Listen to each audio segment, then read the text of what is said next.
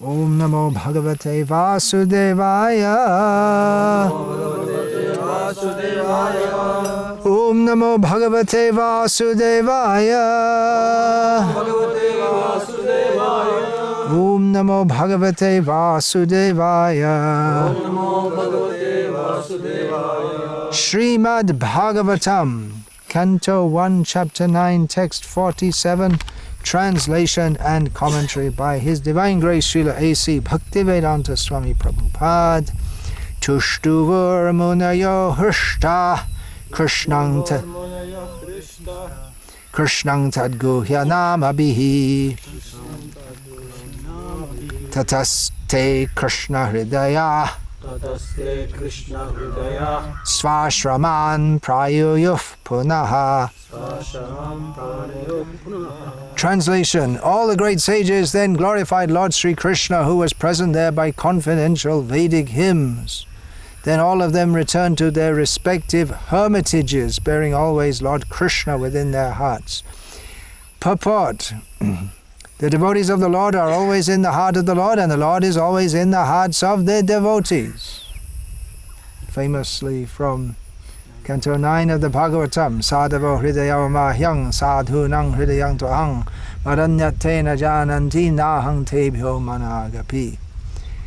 Krishna says, Sadhavo hridayam mahyang. The devotees, the sadhus, they are my heart, or they're in my heart, and I'm in their heart because they know nothing but me, and I know nothing but them. So I'll start reading the purport again. They're spraying, but it looks like it's going to be rain, huh? So it's just a waste of effort. Anyway, the devotees of the Lord are always in the heart of the Lord, and the Lord is always in the hearts of their devotees. That is the sweet relation between the Lord and his devotees. Due to unalloyed love and devotion for the Lord, the devotees always see him within themselves, and the Lord also, although he has nothing to do and nothing to aspire to, is always busy in attending to the welfare of his devotees. For the ordinary living beings, the law of nature is there for all actions and reactions, but he is always anxious to put his devotees on the right path. The devotees, therefore, are under the direct care of the Lord, and the Lord also voluntarily puts himself under the care of his devotees only. So all the sages headed by Vyasadeva were devotees of the Lord, and therefore they chanted the Vedic hymns after the funeral ceremony, just to please the Lord who was present there personally. All the Vedic hymns are chanted to please Lord Krishna. This is confirmed in the Bhagavad Gita. All the Vedas, Upanishads, Vedanta, etc. are seeking him only. Save Veda Yatpadam Tam Amananti. Is that it? Something like that from Katha Upanishad. It has the same purport as Vaidesha Sarvarahameva Vedyaha. And all hymns are for glorifying him only. The sages therefore performed the exact acts suitable for the purpose, and they happily departed for their respected hermitages. Hermitage means ashram. Om Jnana Timirandhasya Jnanam Janashalakaya Chakshurin Militam Yena Tasmai Shri Gurave Namaha. Nama Shreshtham Manamapi Shachiputra Matra Swarupam Rupam Tasyagrajam Urupurim Maturim Goshtavatim Radha Kundam Girivaramaho Radhika Madhavasham Prapto Yasya Pratita Kripaya Shri Gurum Tam Natosmi Vandeham Shri Guru Shri Yataf Parikamalam Shri Gurun Vaishnavangscha Shri Rupam Sagrajatam Sagarna Raghunatam Vitam Tam Sajivam Sadvaitam Savadhutam Parijana Sahitam Krishna Chaitanya Devam Shri Radha Krishna Padan Sahagarna Lalita Shri Vishakhan Vitamscha. Hare Krishna, Krishna Krishna, Hare Hare, Hare Rama, Rama Rama, Hare Hare. I'm continuing remembrances of devotees in my first 2 years or so in this movement in the United Kingdom. I read this purport about the sweet relation between the Lord and his devotees. Obviously this refers to pure devotees, and devotees in London were, you could say, not exactly on that level, but still exalted. exalted personalities, because they, by the grace of Prabhupada, took to Krishna consciousness.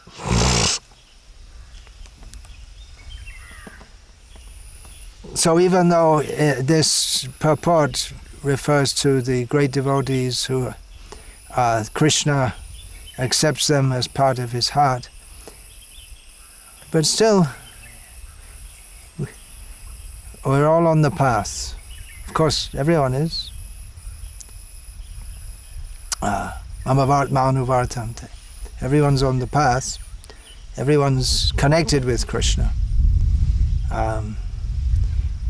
But while we shouldn't equate neophyte devotees with highly advanced devotees, that's one kind of misjudgment, to think that everyone who is a beginner is not to make any distinction, just think, well, everyone's great, highly elevated, pure devotee. On the other hand, we also shouldn't make the mistake of thinking that because someone is seemingly neophyte, that they're just some ordinary materialistic person. That's another mistake. So that's a very big topic, Vaishnav Tattva. But undoubtedly those devotees who, at least at that time, and many of them still going on up to the present day, chanting Hare Krishna, their whole life is dedicated in Krishna's service, morning till night, every day, day after day. So, great personalities, no doubt.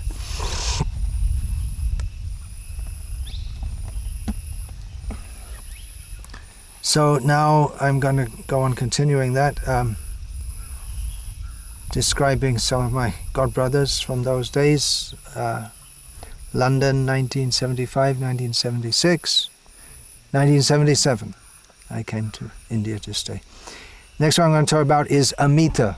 So Amita is a common name, but in India it's pronounced Amit, which is, it's a common name. One of the most prominent politicians in India at the present time is Amit Shah. Don't know, in a few days his prominence might take a big tumble. But anyway, I'm just making it's a very well-known name. It's a common name. But we didn't know how to pronounce names, so just we saw the name written A-M-I-T-A, and we pronounced it the best we could. And in English pronunciation, you generally stress the penultimate syllable, so it came out Amita. That's how and still up to the present day, they call him Amita. A lot of memories of him. Actually, not so many, but he's the kind of person who stands out in your mind because he's very cheery, smiling, can get angry sometimes also. From New Zealand, for all it's worth, Kiwi. My first memory of him is something that had a profound effect on me, actually. See what happened. I joined a Bhaktivedanta Mana, and I was given various services here and there, nothing specific. So he was the temple commander. Bhakta Raymond, I believe his name was. He was not initiated. I'm not sure if he was initiated on the same day as me. Maybe before that. So one of the services given was to clean the stairs at Bhaktivedanta Mana with a small brush and a little pan like this. And it just so happened that when I was a kid, my mother always used to try to get me to do things like that, and I hated it. So I was doing it, and half-heartedly, or maybe quarter-heartedly, and up comes Amita, and with a severe, strong look in his face. Now I'm going to show you how to clean for Krishna. Dung! That was a big revelation for me. Oh, it's for Krishna. Oh, then I might not have got the point if I'd have sat in a Bhakti Shastri course. But just, it's like, you know, you hear these things, the guru says something and you get some realization. So it was like that, oh yeah, okay, I understand, it's for Krishna. Then he actually didn't have to show me after that. I understood, okay, we're doing it for Krishna. It's not just some miserable chore like my mother used to want me to do. Okay, so that was something great I got from Amita. I don't know whether to call him Amita or whatever. So he was always cheery, lot of life, bouncy. Again, I can remember him in the kirtans. He always used to play what they call these wampas. And he'd, Jaja, we call him in Bengali, be dancing like this. Natural leader. Even quite soon in the movement, he was made in charge of book distribution for all of Britain, because he had that quality. He get involved with people and enthuse them. And he's also a very good book distributor. He told me once in London, he was doing book distribution on the street. We just go out on the street and there are lots of people on the streets, and you just stop people, which wasn't always very easy to stop people because they're in a hurry to go wherever they're going to hell, wherever. Stop people, get their attention, and sell them a book. So it takes a lot of concentration and determination and prayer to Krishna to be able to do that. And someone just all of a sudden stopped and they want to sell you a book which you have no interest in whatsoever. Don't even have any idea what it's all about. And there are so many people in central London trying to sell you all kinds of things. So you're already predisposed not to take anything that they want to. There are all kinds of people trying to get money out of your pocket. There's on Oxford Street, they have put up tables and they'd have gambling on the street, and then we'd see it as we were doing book distribution. So someone saying, I can't remember what they're doing. Someone say, put your money down, and then someone puts £10 and they throw the dice or whatever, I can't remember. They, £20. Then again he puts £20. Oh, you get £40. And he's saying, come on, all of you. It's great, you get, and everyone puts lots of money, and then boom, they lose it all. Because the guy who's getting the £10 double to 20, 20 double to 40, he's in cahoots with the guy who's running. And then they see the police coming and just fold it up and run away. And like that. All kinds of things we see. On Carnaby Street, they have the photographers. They'll come up to you and say, oh, what country are you from? I'll take a photo. Give me your address. I'll send you. That's £5. And there's no film in their camera. They're all foreign tourists. And what are they going to do? All kinds of things. One of them, one early at the beginning of the day, I remember going to Carnaby Street. At that time, it was a very fashionable street in central London. You ever heard of that? Carnaby Street is some kind. It's the kind of place foreign people go.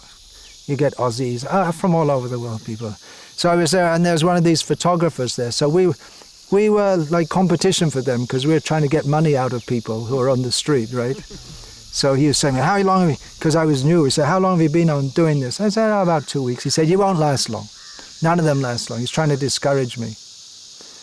Because like I say, he's a hustler, we're a hustler. The only thing is, he's cheating people and we're giving them Prabhupada's books. Anyway, I was going to say about Amita Prabhu.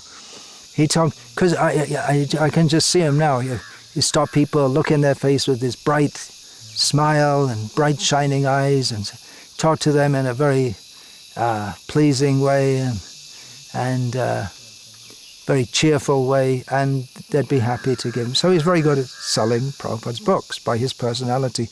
He told me one time he saw there was some woman was watching him for about 15 minutes or 20 minutes. Then she came out to him and said, I'm hiring people for sales. So you can come and join us. We'll give you so much money. They say, yes, forget it. Devotees became expert in selling. So yeah, I remember he was very enthusiastic, very cheery. His japa and his sadhana wasn't so wonderful. He used to tend to be sleepy during the japa period, telling jokes. He had a penchant for telling jokes, and then he'd say things which sounded like something spiritual, but then where did it come from? Well, just something he made up. So we used to refer to the Amita Samhita, because he'd just make things up like that.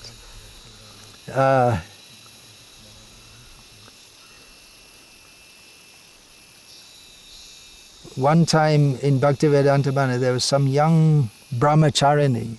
I believe she was French, I can't remember. I'll probably get shot down by the anti-misogyny troops for saying this, but she was very lusty. And she seemed to have a crush on him, because he's nice, good-looking, quite well-built, and prominent, cheery personality.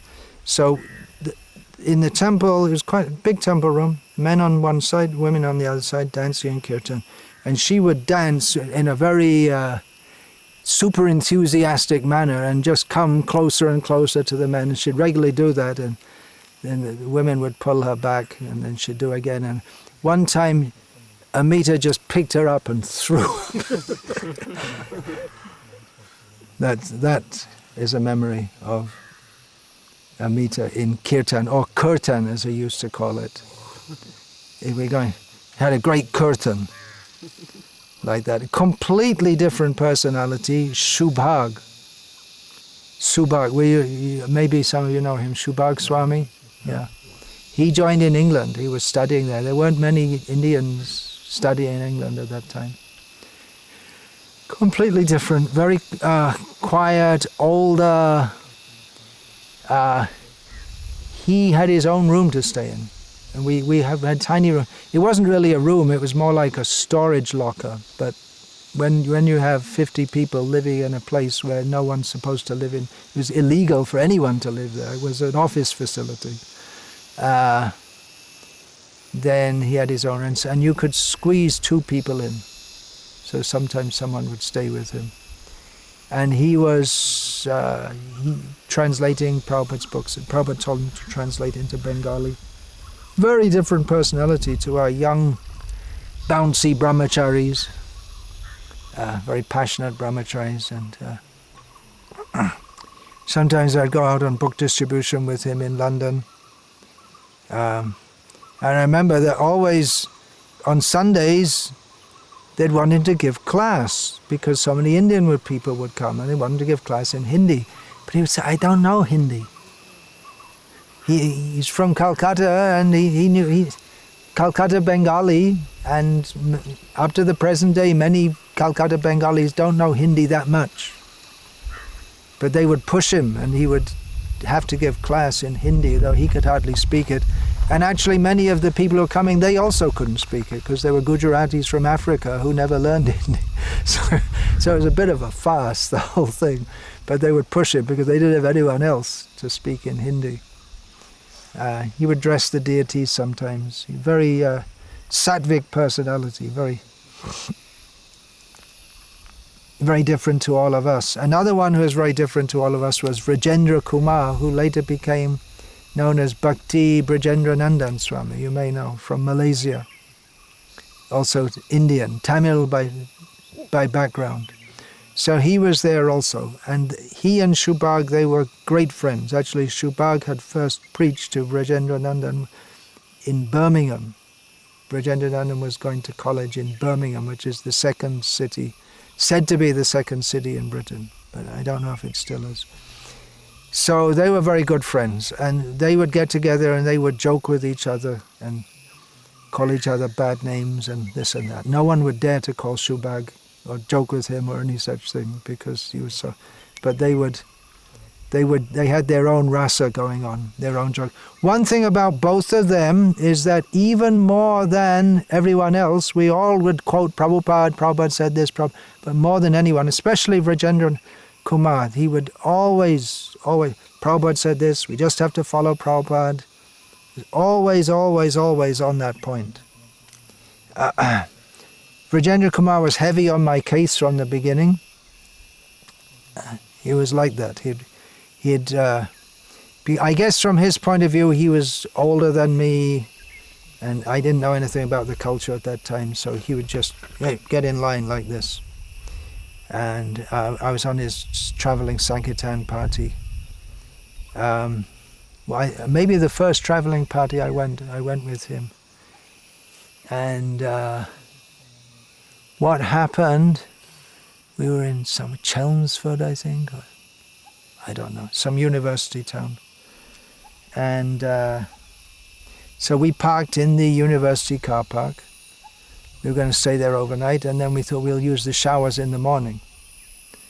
And someone came along, a guard or something, and Vrajendra Kumar said something like, "Oh, we're staying here," which was a lie, which,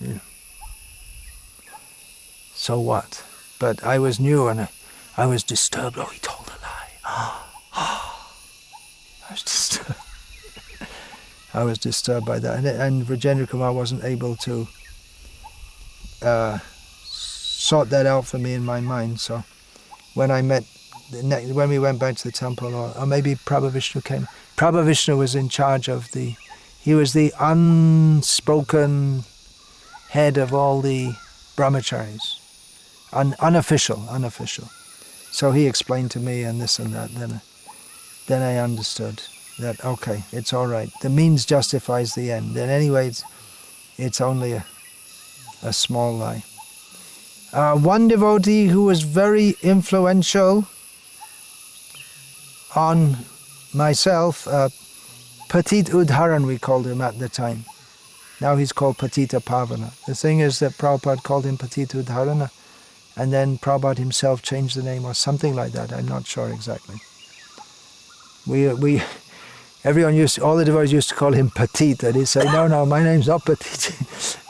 It's Patit Udharan. So, because he knew we didn't even know what it meant, but he knew what it meant. He'd been in India. And he was a very, I keep on saying that this devotee was very different from others, and that, because most of the devotees were young and full of life. I guess you could say, we used to use the word passionate, brahmacharis, but he was also a little older, not very much older. He was American from California, which made him different to all of us. He was living there. He'd been in India. He'd lived in India for some time, stayed in India. And his service was preaching to the Indians and making life members and this and that. But he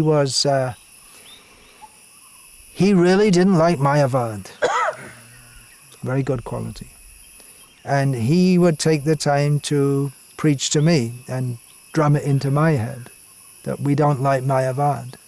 We're against this. Of course, everyone said that. That was there in the classes, but I really got it strongly from him. And which he'd got from Prabhupada. He told me about the Bharatiya Vidya Bhavan, which had a branch there in central London and close to, I don't know, I never went there, but somehow the Indians there used to gravitate around that. But he was trying to get them to come to the temple. So he had a lot of run-ins with those people, and he would tell me about Gandhi, who Mahatma Gandhi was highly respected in England, and among Indians at that time it was completely normal for them to have a picture of Mahatma Gandhi on the altar along with all the other gods, and they would say he was an avatar. You don't see that at all now, completely gone. They're very much into Mahatma Gandhi as being an avatar. But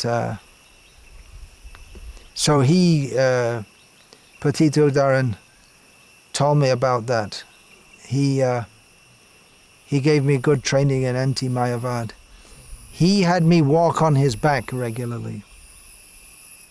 Why would anyone do that? Well, he'd been in a motor car, not a motor car, in some road accident in America in which some devotees were killed.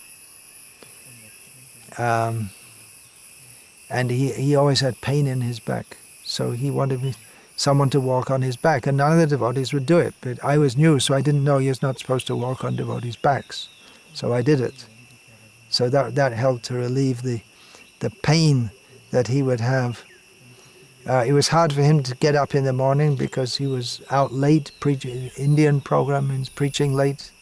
They'd come back late from work. Or they might have, many of them had their little stationery, newspaper shop. And they would have long hours. They'd keep the shop open just to get whatever little pennies they could, because most of the Indians at that time in England were struggling. There were a few very rich people, but many were struggling. So so there would be late night programs.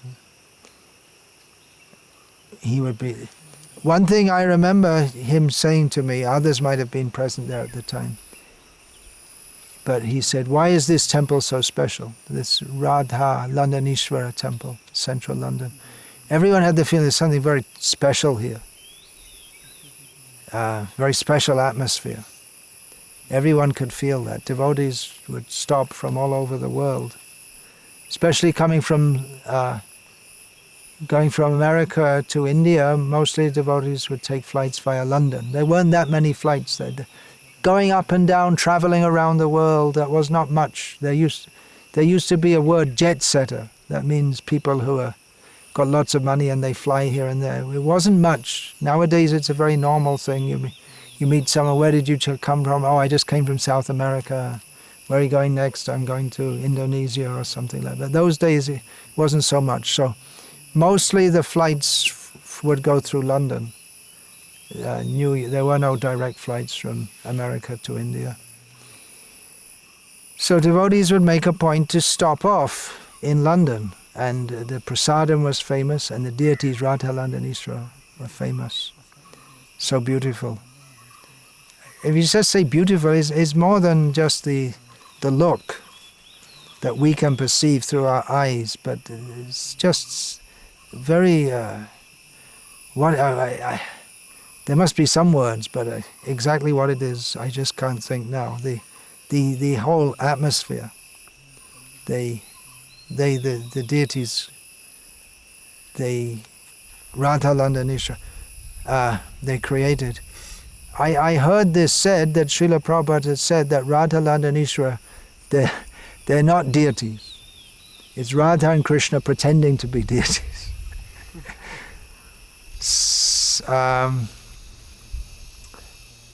Once I was in London walking on the street. We'd go out regularly in kami clothes. Prabhupada had allowed that for book distribution. And so I was out distributing. And I saw two young men in kami clothes, and I approached them for book. And then immediately I understood they're devotees, and they understood I'm supposed to be a devotee. Even though they were dressed in kami clothes and they were American devotees, and I hadn't seen them. They were passing through London, and immediately we could understand, without saying anything, just because devotees, they're blissful, I suppose, that must be it. And then they understood I was distributing books, because that's what great majority of the brahmacharis in the whole movement did at that time. You join, and you go out on book distribution, that's all. So, Patitudharan Prabhu, one time he said that, why is this temple so special? What's the answer? And he said, it's because of the temple president. I was thinking Vichitravirya Prabhu, obviously. He said, temple president is Radha Landanishwara. So that was a nice memory. There was Brajendra Kumar, and there was another who we used to call, there was another Brajendra Nandan. He was a Gujarati studying to be a doctor. I suspect, although it may be a cruel thing to say, that he was living in the temple because he got a place to stay and vegetarian food, because he never seemed to be that much serious about devotional service. He hated to be got up in the morning, but we'd get him up anyway. We'd throw him in the shower, and cold shower. He hated it all. But anyway, he was there, he got initiated. Afterward, I don't know what happened to him.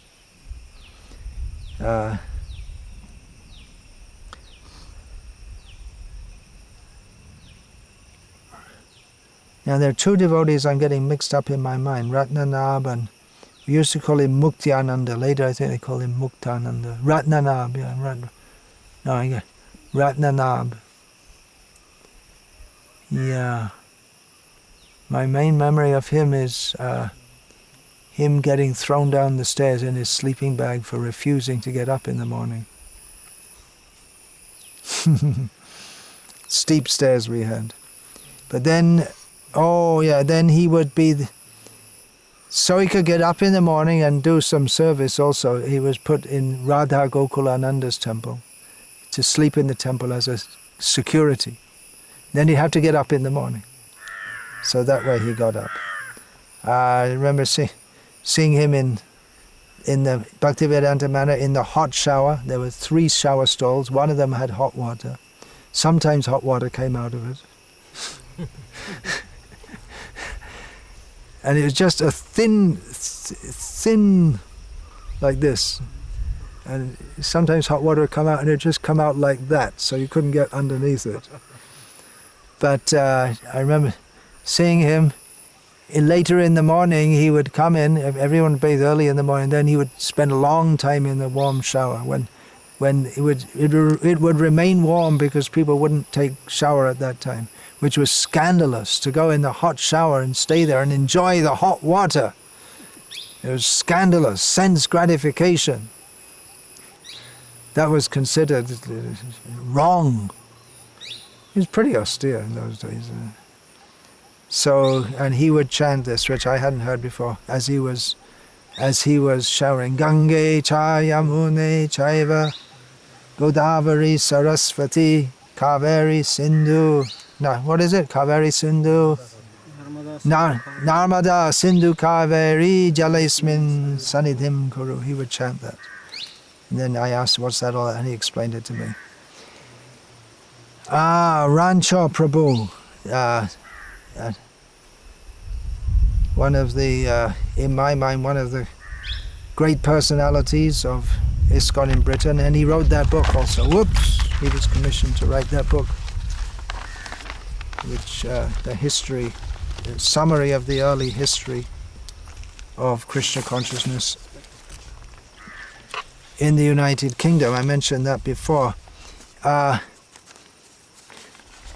He was a high-class kind of person, high-class by the way the accent he spoke with,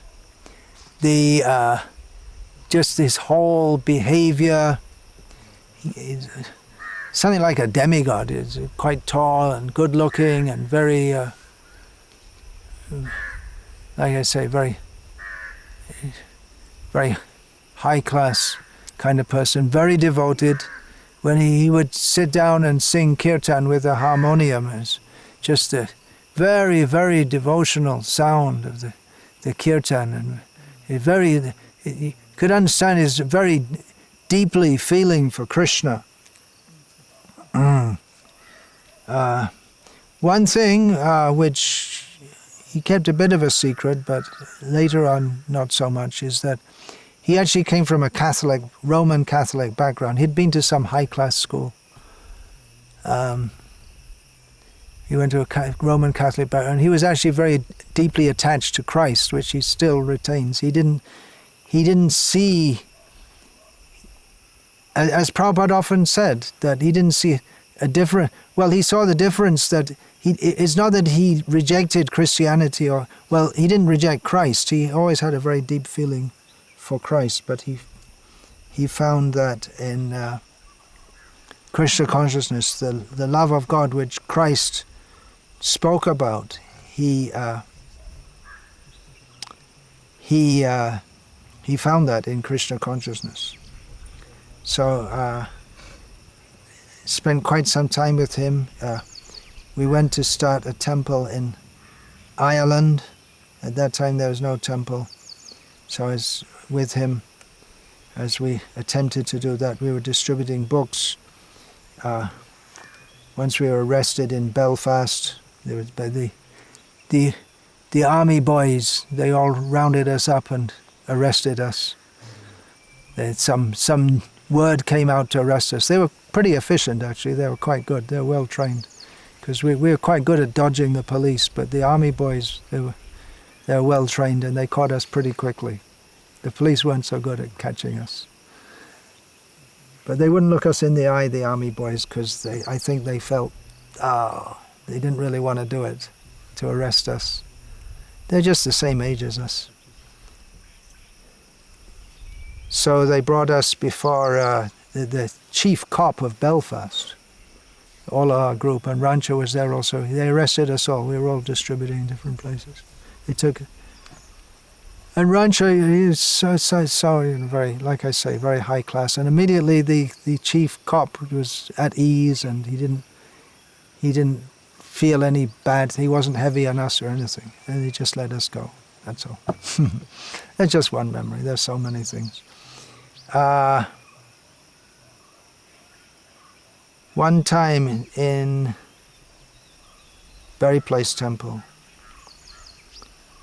it was breakfast time, and I was just talking to Rancho, and I said, "Oh, I just remembered, it's my birthday today," which is, it's a big thing for people in the Western world. And I just remembered after being up for so many hours. So he said, "Congratulations. How old is your personal bag of stool today?"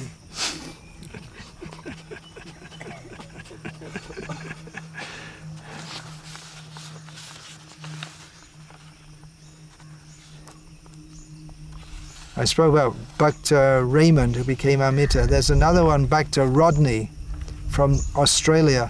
I can't remember what his initiated name was, but he was the temple commander in Berry Place, which means you have to see that all the regular services get done. And but we had very few devotees there because there was a court order. I told you we had about 50 devotees staying there. No one was supposed to stay. Then there was the local people made some petition to get us thrown out, and it was in the court. And in the meantime, they made an order that because we were running a temple there, so they put a minimum number of people could stay in the temple. So there were just very few of us, and he was the temple commander, so he was the one who was supposed to tell everyone, okay, you clean, you do this, you do that. But there was no one to tell, because there are very few devotees. So he would personally clean the whole building, top to bottom, himself, every day. There are 5 flights of stairs, I believe, and all the floors. He would just personally clean it all. He'd do it quite quickly. And then he was busy all day. He'd do all the services, always smiling, always happy. I just can't remember his name. That kind of dedication was there. No one told him that you have to do this. But he just did it. He was happy to do it. When he got time, he'd study Bhagavad Gita. Gokulananda. There's another Gokulananda, Prabhupada disciple from Canada, but this was one from Britain. He joined before me. I was on book distribution. Again and again I'm talking about book distribution, because like I say, that's what we did. That's basically what we did. We went out and distributed books all day, every day. So I was out on book distribution with him once. Quite very, very good book distributor, very dedicated. Years and years later, I found out we were from the same town and the same area of the same town, but we never knew each other before. we joined. And again, I remember his chanting, very, very intensely chanting, walking up and down, chanting his japa. So, all right, I'll finish there. It's going on. You can get a little bit of the flavor. Yeah, flavor of those days. American rancher, Prabhu. Is there an American rancher? Not that I know of. There was Ram Rai. There may be an American rancher also. Because in 1967, when Prabhupada first time went from... Oh, yeah, there may be a devotee. Yeah, that's right. There were quite a few devotees that Prabhupada gave the same name to. I think there were 3 Anandamais. There were definitely more than one Nrsingananda. There were 3 Shamasundars. One was the 1969 San Francisco Shamasundar. He's the most famous. Then there's the Shamasundar, who's the astrologer, who's in Bangalore right now. He's been there for some years, Prabhupada disciple. And there was one from Hawaii, and then there was one in Mayapur called Shamasundar Ananda. And if you want to meet him, you go to the main gate, and on the right there's a fruit stall, and that Shamasundar Ananda has his fruit stall. So, Shamasundar Ananda, Shamasundar. There are quite a few devotees Prabhupada gave the same name to. Yeah. And many of the names were misunderstood. And I think some of them got mixed up. Just like I said the name of one devotee, Tanu Madhya Das, but that should be a female name actually. And there are many like that. Many females got male names, but I think that's because it seems there are less females' names in the Vaishnava world. Just like if you see Chaitanya Charitamrita, there are not many female names there, are there? If you see the devotees, not much. You hear about Bhavananda Rai and his 5 sons, but Bhavananda Rai's wife is never mentioned, for instance. That would be called sexist nowadays, but that's just the way the world was in Chaitanya Mahaprabhu's pastimes. So there are not that many female Vaishnava. I guess if you went to Lalita Sahasranama, you could pick up names of Durga, like that. So many of the Srila Prabhupada's female disciples got male names, and many of the names got misunderstood. One of Prabhupada's female disciples was called Aditya Dasi, but it should have been Aditi, I presume. Like that. I told you that one, the Ladu Vangshi, right? I told you about that one. The one devotee was known as Ladu Vangshi. I think it must have been Yadu Vangshi, but that devotee, they'd heard of Ladus, but they hadn't heard of Yadu. And they couldn't understand what Prabhupada said, so it became Ladu Vangshi. And that is, the name is still going on up to the present day. Maybe they are from Madhu Mangal's. Maybe they're from Madhu Mangal's Sampradaya. That they only see, they only, whatever they hear reminds of Ladus. That's possible. Every initiate devotee by Prabhupada is seriously they work for ISKCON. All the devotees they seriously work for ISKCON. Yeah, it was pretty much. It was very serious. Yeah, it was very serious, no doubt. I mean, but my overall feeling for that time is very happy. It was serious, yeah, but at the same time very blissful.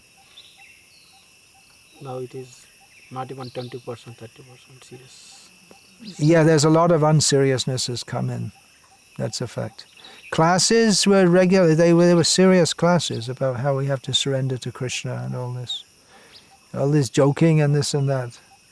That was unusual.